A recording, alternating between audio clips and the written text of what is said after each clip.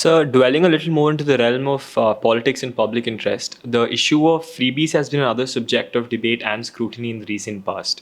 And we can see that this emphasis of political parties on freebies has shifted the entire focus from long term public policies. In this scenario, what do you think is the role of Election Commission of India in regulating this Rewadi culture? And what do you think, where else can we draw the line between public welfare and freebies as a whole? Pratham, first of all, I would not like to categorize them as freebies or revenues.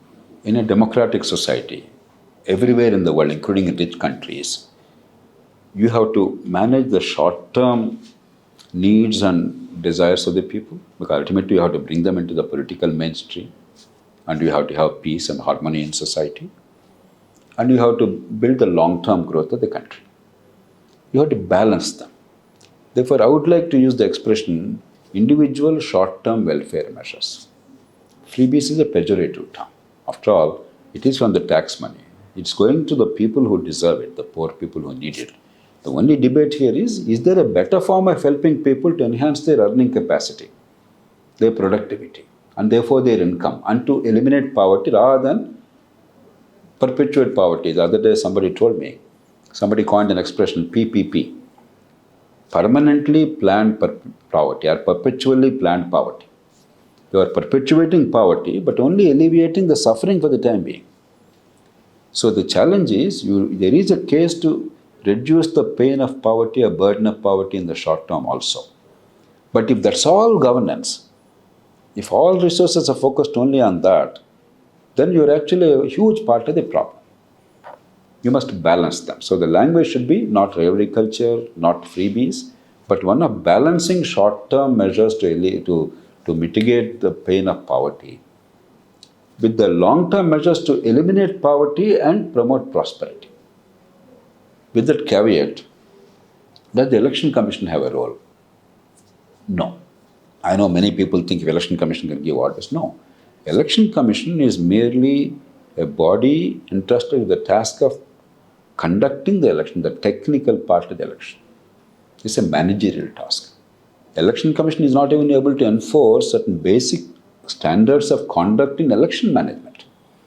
If votes are habitually bought, and in many states 50 to 60% of the electorate is paid money by all the major candidates of either party, and candidates are spending 50 to 60 times, 100 times more than what the law prescribes.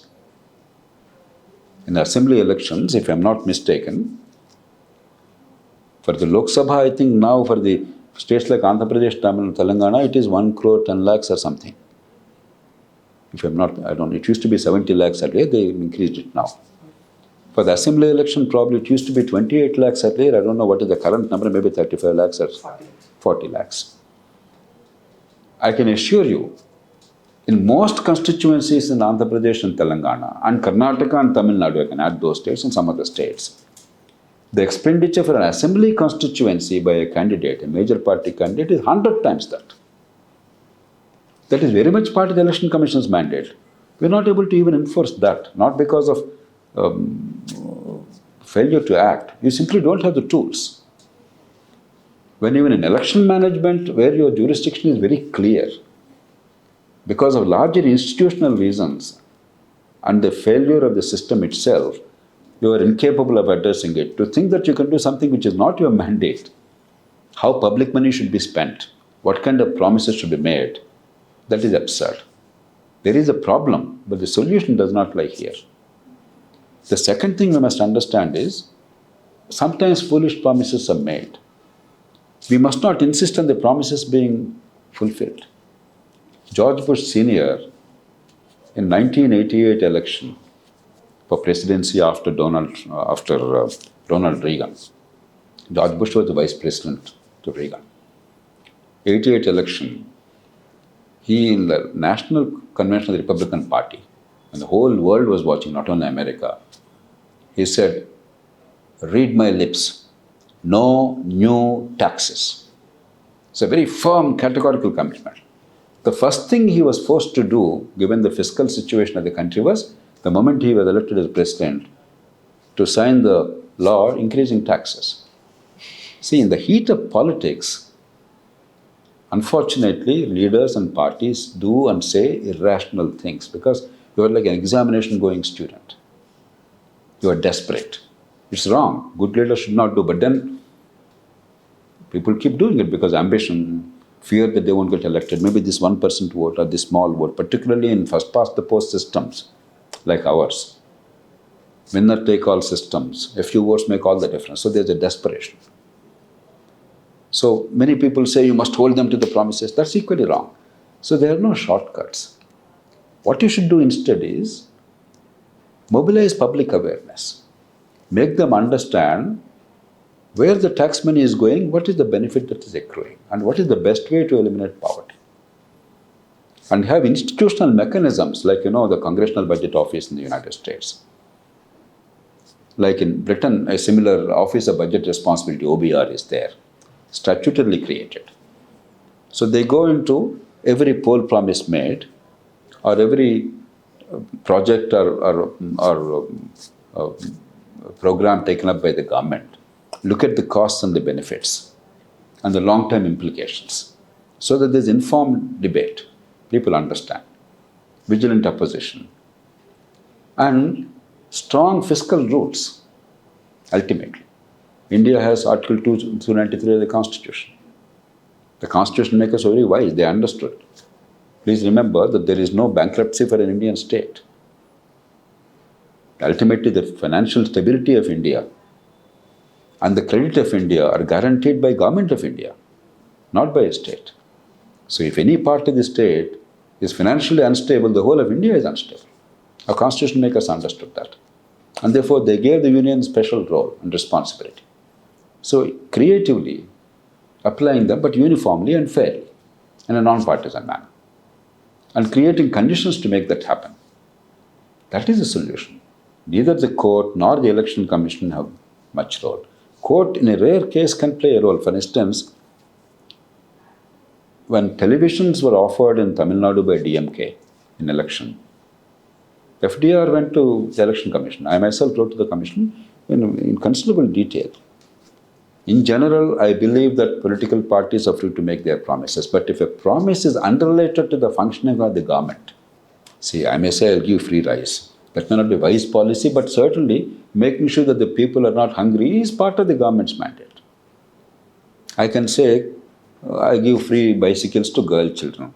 While that may not be wise policy or may be wise policy, making sure that the girls' discrimination ends or they have an opportunity to have greater mobility or they can go to school or college is a perfectly desirable goal. Only thing is we can debate the merits of a particular method. But how can you say giving television to a family is part of the government's mandate under the Constitution? If you accept that, why can't somebody in the government say, if I am elected, every family I'll give you 10 grams of gold? How can you oppose that? Another party comes and says, if I am elected, I'll give you 5 bottles of liquor every month free. I actually listed all this. The commission failed to act on that.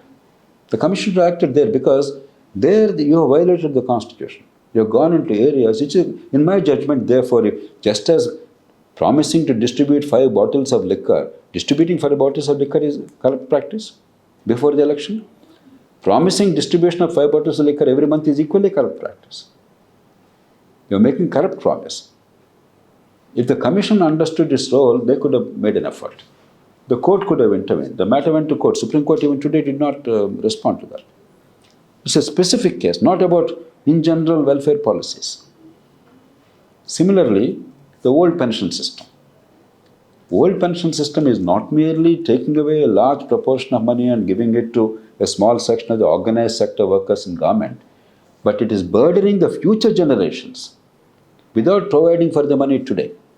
If you provide the money from the budget today, all right, the people wanted it, they voted for you, you made a decision, you pay the price. But you are forcing the next generation who have no choice of making a decision. You are making a decision for them. And the money you do not have now, you are forcing them to pay 30 years later. I believe there is a case to say it's unconstitutional. Does the current government, without creating assets, does it have the power to create a burden on the next generation by your whimsical policy today? It's a very complex question. Maybe the court would have a role one day if they examine it. But otherwise, in general, going to government expenditure, the courts or the election commission have no role at all. It's a purely political function. The purpose of politics is to decide what to do with public money. That's the primary purpose. So within the framework of politics and governance, you have to design constitutional and legal tools and procedures and traditions and conventions, rather than look for an election commission to find a magic wand or a Supreme Court to give an order and somehow India will change. All these are very well-meaning expectations, but they're irrational hopes. They're also unconstitutional.